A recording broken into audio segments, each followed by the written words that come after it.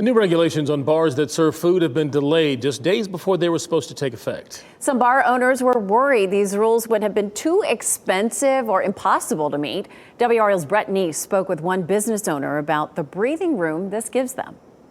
For bars that serve time and temperature controlled food, they have until October 1st now in order to upgrade their kitchens to restaurant standards and start allowing health inspectors in.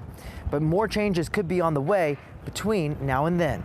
Bars like the Beagle in Pittsboro just learned they have 6 more months to operate under old rules that allowed them to serve certain food without having the same facilities as a restaurant.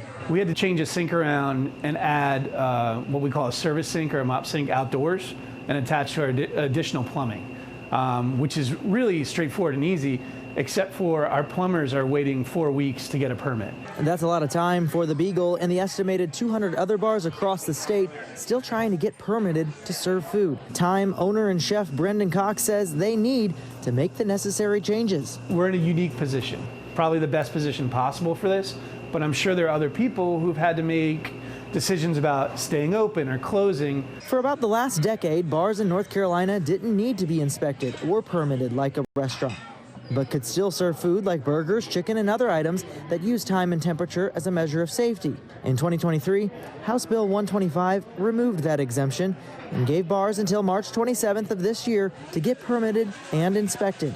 Now, owners have until October 1st. It was really done out of a sense of giving folks the opportunity to make sure that, to determine whether they are indeed impacted, and then to give them time depending on what they may need to do to come into compliance. The delay not only gives bars more time to become compliant, but it also gives the state legislature more time to consider adjusting the rules.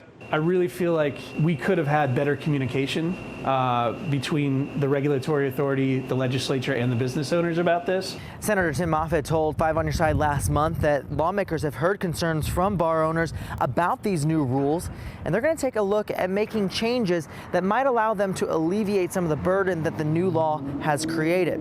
They're back in session in April, and will have a lot more time to make any changes before the law takes effect. In Raleigh, Brett Neese, WRAL News.